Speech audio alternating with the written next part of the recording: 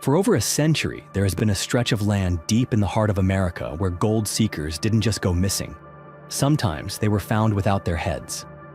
Tucked away in central Arizona, where the scorching sun beats down on jagged stone ridges and the horizon stretches endlessly without the comfort of a single tree, lies a place believed to guard a legendary treasure, the lost Dutchman's mine. It might sound like a Wild West fairy tale, a fireside yarn passed between cowboys as they drift off beneath a blanket of stars, but the truth is far more unsettling. Hundreds of people have ventured into those mountains, equipped with maps, canteens, and dreams of untold wealth, only to vanish without a trace. And when search parties have managed to find their remains, if they find them at all, one chilling detail appears again and again: their heads are missing. These aren't isolated disappearances or accidental deaths. They form a pattern of strange endings, many spanning across decades, unfolding under circumstances that defy logic. If just a few cases had occurred, we might blame wild animals, tragic missteps, or the brutal desert climate. But the number has climbed into the hundreds, and the location remains the same: the Superstition Mountains, a name that sounds as if it were plucked straight from an ancient warning. Locals say that anyone who enters those mountains with greed in their heart and treasure on their mind is followed by something. And if you look closely at the history of this place, you might start to think that warning isn't so far-fetched. So fasten your seatbelt as we dive into today's mystery. But first, you'll have incredible luck if you like and subscribe before this video ends.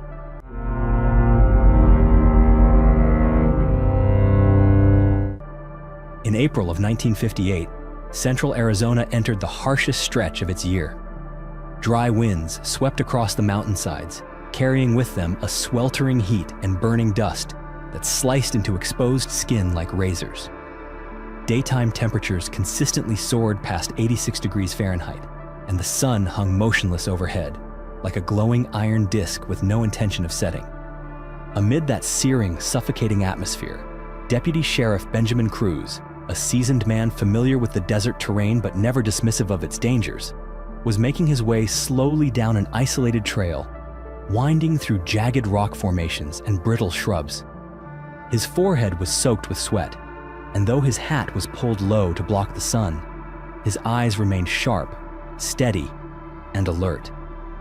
His left hand gripped his service revolver tightly, while his right occasionally wiped his face, not because of the heat, but in preparation for the scene he was about to confront. Just a few hours earlier, Cruz and his colleague, Officer Joe Donaldson, had received an emergency call from two young men, visibly shaken and trembling. They claimed that while following a treasure map through the mountains, they had stumbled upon an abandoned campsite bearing signs of violence. Their fragmented sentences and eyes filled with a fear that couldn't be put into words. Cruz had seen that look before, and he knew one thing: people don't shake like that when they're lying. Donaldson had been ordered to stay behind with the two men, while Cruz followed their directions alone, hiking toward the location they had described. The rugged incline drained more of his energy than anticipated. By the time he arrived, he paused to drink the last drops from his nearly empty canteen, silently thankful he'd brought along a backup. Then he saw it, an old campsite, tucked behind a jagged outcrop of rock, as though someone had deliberately chosen a spot as hidden as possible. The sight before him carried an uneasy stillness that crept into every breath. On the dry, cracked earth, scattered signs indicated someone had been living there recently, but something was clearly off. A gun cleaning kit lay abandoned, its metal parts strewn across the ground as if dropped in a panic. Strangely, there were no shell casings to be found, and the gun itself, the item that should have accompanied the kit, was nowhere in sight. Cruz moved toward a small bent shrub where sunlight filtered through the brittle leaves and glinted off an object draped over a low branch. It was a military-grade sleeping bag, the kind used for long expeditions. As he knelt down to inspect it, his chest tightened. Inside were deep, dark stains of dried blood, blotched and uneven, as if someone had thrashed desperately in the stillness of the night. Not far from the sleeping bag were a few scraps of paper, torn letters, stripped of names or addresses. Cruz reached for his radio, his voice hoarse with exhaustion and unease, and instructed Donaldson to return to town and call for backup. He knew he had stepped into something far larger than a simple missing persons case. As he sank onto a nearby rock and lit his first cigarette in hours, a cold thought swept through Cruz's mind, one he couldn't quite silence. If we're lucky this time, maybe the victim's head is still there. Long before hand-drawn maps, gold-seeking expeditions, or newspaper headlines about headless corpses, the Superstition Mountains had already been hallowed ground in the collective memory of the Apache, a place no one dared tread lightly, not even for a single step. Lying just east of Phoenix, this mountain range is cloaked in jagged peaks as sharp as a predator's teeth, and deep, shadowed canyons where the wind howls through the rocks like the cries of restless spirits. For hundreds of years, the Apache believed that beneath the sun-scorched stone dwelled a vengeful thunder god, an ancient entity who lived within the earth itself, appeased only through absolute reverence, sacred offerings, and, at times, human blood. According to their legends, if the god were awakened, or if his domain were violated, his wrath would fall upon the land like fire, scorching the earth, withering trees, driving animals away, and causing people to vanish without a trace. But more terrifying still was the bottomless pit said to exist somewhere within the underground cave system, a gateway to the underworld, or more accurately, the Apache version of it, a place where souls were trapped forever, unable to pass on. To the native people, these mountains were not just sacred ground. They were a warning carved into bloodlines and passed down through generations. They kept their distance, refused to speak the mountain's name at night, and if someone happened to ask for directions to it, they would lower their heads in silence, or give a solemn look, as if staring at someone already fated to disappear. But to the Spanish who arrived in the 16th century, the Superstition Mountains were not sacred. They were a promised land. Whispers of an underground city of gold and untouched mineral veins lured Spanish expeditions to boldly cross Apache territory and enter the mountains.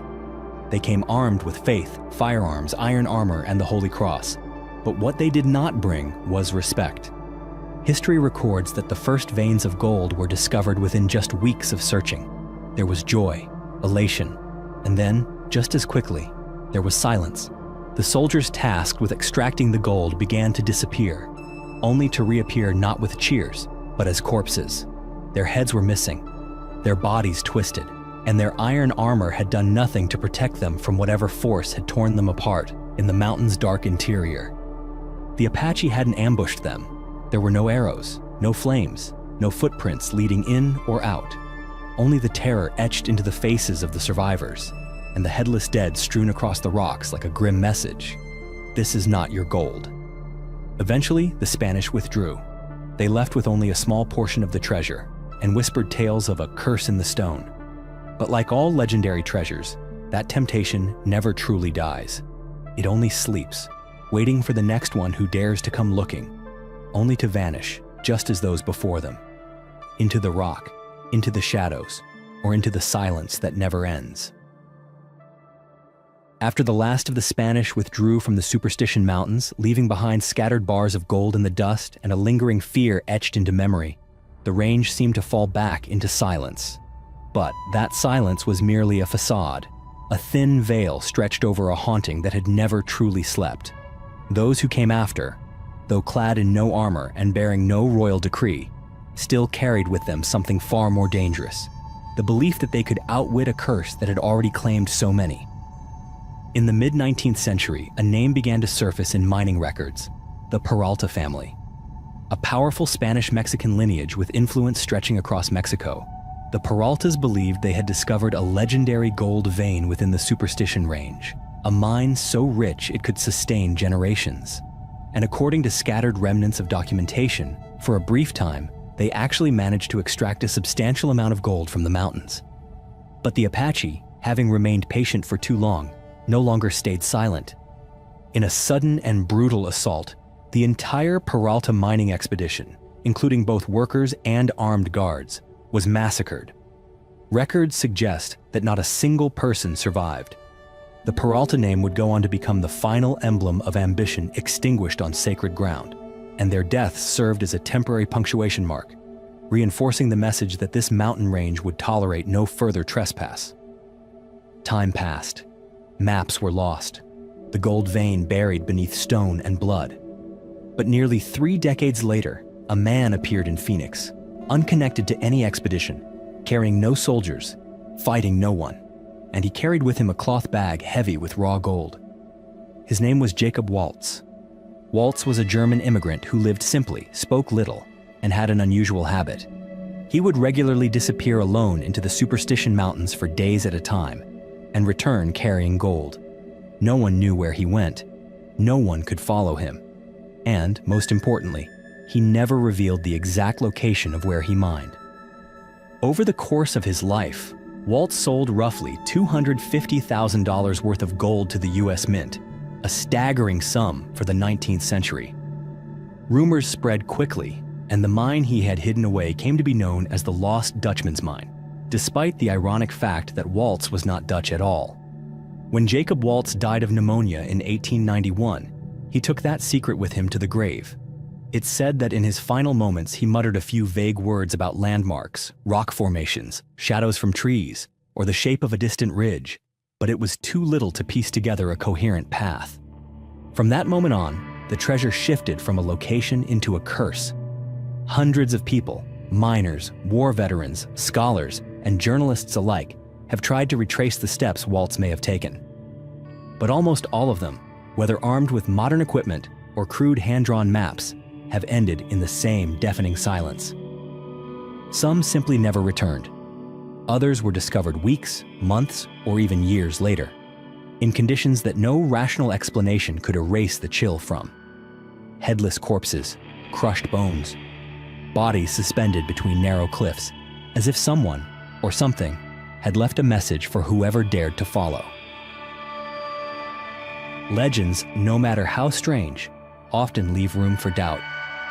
But when names begin appearing in headlines, when bodies are brought back in blood-soaked canvas bags, and when the same pattern repeats itself across generations, skepticism slowly gives way to fear. The first recorded death linked to the Lost Dutchman's Mine occurred in 1896. The victim was a man with an oddly distinctive name, Elisha Revis, an eccentric figure who had migrated from California and built a small wooden shack deep within the Superstition Mountains. Revis lived in isolation. He didn't shave, he didn't cut his hair, and he wandered the canyons completely nude, carrying only 2 revolvers and firing at anyone who came too close. Even the local Apache, not easily intimidated, were said to avoid the territory around his camp. When his body was eventually discovered, it lay about 4 miles from his shelter, bruised and battered, but showing no signs of struggle. His head was no longer on his shoulders. Instead, it had been placed several feet away, resting atop a rock, as if watching its own body from a distance, with a chilling stillness. No one knew what had happened out there in the scorched ravines. The police found no leads. The file was closed quickly, but the legend was just beginning. In 1931, an amateur archaeologist named Adolf Ruth from Washington, D.C., announced that he had come into possession of an ancient map said to lead directly to the mine. He set out, fully equipped with supplies, firearms, and conviction. But as winter neared, Adolf still hadn't returned. His family grew concerned and hired a professional search party. That December, they found his skull, lying alone in the middle of the canyon with 2 bullet holes directly between the eyes. It was a detail that made any theory of suicide extremely hard to believe. A few weeks later, the rest of his body was found not far from the site, headless, limbs broken, and with a metal pin still embedded in one of the leg bones, confirming his identity. Yet his weapon was never recovered. And although the coroner's report concluded that Ruth may have taken his own life due to injury and immobility, his family firmly rejected the claim. He couldn't have shot himself in the forehead twice. In 1947, another man named James Cavey chartered a helicopter to reach an inaccessible area within the LaBarge Canyon. He set up a temporary camp with enough supplies for 2 weeks. But when the pilot returned to retrieve him, the provisions were untouched, and Cavey was gone. Months later, a group of hikers stumbled upon his body, wrapped tightly in a military blanket, suspended from a cliff face by a rope. The knot was firm and expertly tied, as though someone else had secured him from the outside.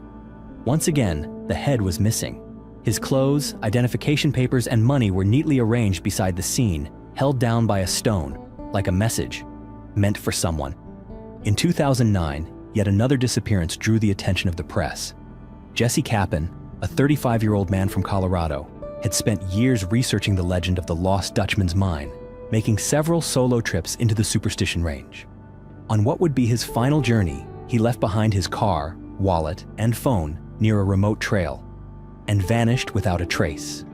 3 years later, Jesse's remains were found wedged deep within a narrow crevice, a place unreachable from above, and with no visible access from below. No one could explain how his body had ended up there. There was no blood, no tracks, no drag marks, only silence. Once again, no explanation made sense. And these are only a few of the better-known names in a list that now stretches into the hundreds. Most of them missing, their bodies incomplete, and always far removed from any sign of ordinary human contact. The Superstition Mountains, it seems, don't merely swallow those who seek its treasure. It returns them, in part, like a ritual of punishment, or a sign that someone or something is still guarding what lies within.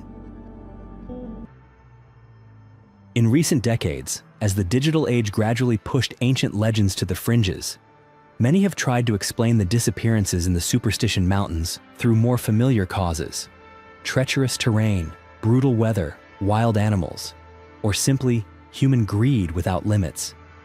And while these theories hold a certain logic, none of them can explain one thing: the accounts of what witnesses have seen, or not seen, yet still appeared in photographs, in memory, and in that unshakable chill that creeps in when night falls over the silent desert. It was a sweltering afternoon in mid-July when Nathaniel and a group of friends set out on a hike through the Superstition Wilderness Preserve.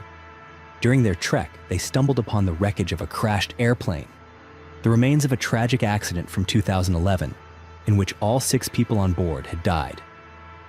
They took a break, drank water, snacked, and like many visitors, Nathaniel pulled out his phone to take a few photos, one of which showed the group standing with their backs to the camera, posing in front of the wreckage.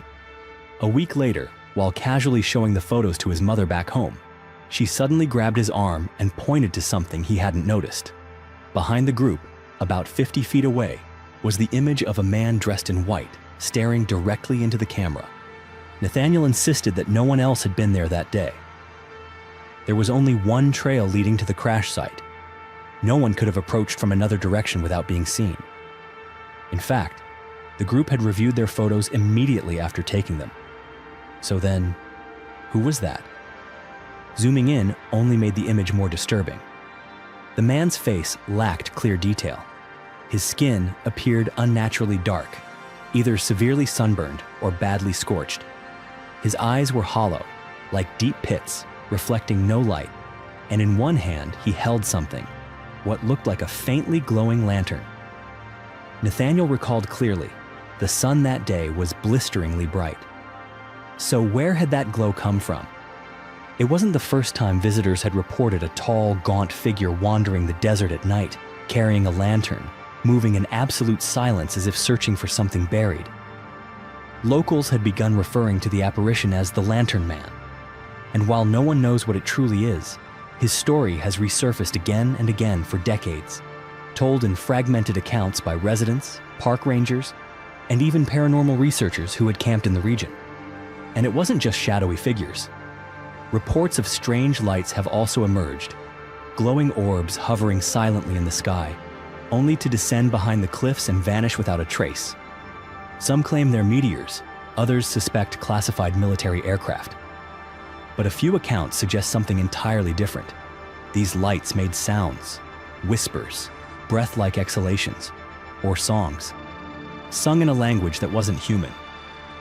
One group of college students on a field research trip in the early 1990s even swore that at midnight, their entire party woke up at the same moment, startled by the sound of rocks being struck together, 3 knocks at a time, rhythmic, steady, and coming from directly beneath their feet, as if someone, or something, was tapping from inside the earth. A larger question has begun to take shape. Could it be that the Superstition Mountains are not merely hiding treasure, but guarding something far older, far deeper, and far more dangerous than anything humanity has ever dared to imagine. Looking back at the long list of strange deaths within the Superstition Mountains, one truth becomes harder to ignore. Something is guarding a secret in those rocks, and it does not belong to the world we understand. But perhaps even more unsettling is this: superstition is not the only place. Far to the north of the continent, where snow blankets the land year-round and glaciers cut through the earth like fractures in human memory, lies a region whose very name sends a chill through the spine: the Headless Valley. The name is not metaphorical. It is the grim result of a long, unbroken chain of decapitated bodies found in that place, a pattern that has stretched across nearly a century. Located deep within Nahanni National Park in Canada's Northwest Territories, this valley was once the sacred homeland of the Dean people, an indigenous group with ancient traditions and a deep bond with the natural world. For centuries, they lived in harmony with the forests and rivers, viewing the surrounding peaks as holy. But when Europeans surged into North America with dreams of gold, the balance was broken, and things best left untouched began to stir. In 1908, two brothers, Frank and Willie McLeod, gold prospectors from Alberta, ventured deep into the valley, drawn by rumors of untapped veins of treasure. Then they vanished. Nearly 2 years later, their headless corpses were discovered beneath a layer of rotting leaves and snow, just a few hundred yards from the Virginia River. Their skulls, like so many victims who followed, were never found. 10 years later, a man named Martin Jorgensen built a small cabin in the valley to begin mining. One winter night, flames erupted, the structure was consumed, and Jorgensen's charred, headless body was found in the ashes. No one knew what had started the fire. No one could explain the missing head. The Dean, who had lived with the valley for generations, were not surprised. According to their oral history, this land was once ruled by a race known as the Naha, ghost warriors, masked and terrible, who would emerge from the forest at night to claim the heads of intruders as trophies. To the Dean, Nahanni was never a destination. It was a warning, a place where restless spirits still roam and where living souls are not welcome. Beyond the bodies, travelers to Nahanni have reported encounters that are just as chilling. Strange voices carried on the wind, bizarre lights flashing across the sky like the universe blinking, and entire campsites abandoned. Meals still warm, but not a soul in sight. Some official reports even describe bodies found frozen beside still burning fires, as if they died of cold while in the very act of keeping warm. It's something no known science can explain. Much like the Apache of the American Southwest, the Dean believe their homeland sits at the boundary between our world and something else. A thin place. A place where reality itself might fracture. And whatever exists beyond that fracture doesn't need light or language to make people vanish without a trace. You might call it superstition, or hallucination, madness, or the mental strain of extreme isolation. But when dozens, even hundreds, of deaths unfold in the same brutal way, across lands separated by thousands of miles, yet joined by a single common thread, the silence where a head should be, then perhaps it's time to consider that something is happening, something logic has yet to grasp. In any mystery that spans centuries, people inevitably try to build theories. Some turn to science, others lean toward the spiritual. And then there are those who, after staring at the long trail of headless corpses, lost maps, and silent stares frozen in old photographs, are forced to wonder, could something larger than everything we know be happening, right beneath our feet? The Apache have long believed that the Superstition Mountains conceal a gateway to hell, a hellmouth that leads straight into endless darkness, where lost souls are imprisoned, where nameless entities dwell, and where something older than human history itself sits silently beneath the bedrock, listening to every footstep above. This isn't a belief held only by the Apache. The idea of a gateway to hell appears across countless ancient cultures, from the volcanic throat of Mount Hekla in Iceland to the ghostly Fengdu Mountain in China and the catacombs beneath the streets of Rome. But one of the strangest such places lies halfway around the world from Arizona, Hauska Castle on the outskirts of Prague in the Czech Republic. Legend has it that in the 13th century, grotesque winged creatures began appearing in daylight, hunting villagers in the open. A group of knights was dispatched to investigate, and what they discovered was a massive gash in the earth, so deep that no one could see its bottom. From it rose a stench, hissing sounds, and a darkness that seemed alive. Hauska Castle was built directly over that hole, but with a strange design. Every wall, battlement, and arrow slit pointed inward, as if meant to keep something in, not out. There was no kitchen, no barracks, no well. It was never meant to be lived in. It was meant to seal something away. Sounds like medieval folklore? Perhaps. But back in Arizona, where the sun scorches the land and modern cameras capture people no one remembers seeing, the parallels are becoming harder to ignore. Some paranormal researchers, after reviewing dozens of cases, have put forth a theory both extreme and difficult to dismiss entirely, that there is a group, or something not entirely human, that has been guarding the lost Dutchman's mind for centuries. In 1945, a treasure hunter named Barry Storm publicly claimed that he had been stalked by a hidden sniper for 3 days while roaming the Superstition Range. The mysterious figure, whom Storm referred to only as Mr. X, never revealed his face, but his bullets always came whenever Storm approached the most promising coordinates. Storm suspected that Mr. X was the one who had killed Adolf Ruth, the man shot twice in the forehead in 1931. But if that's true, a troubling question arises. Can one individual operate across so many decades without ever being caught? Some believe Mr. X wasn't a man at all, but a successor. A member of a secretive organization tasked with protecting the mine at all costs.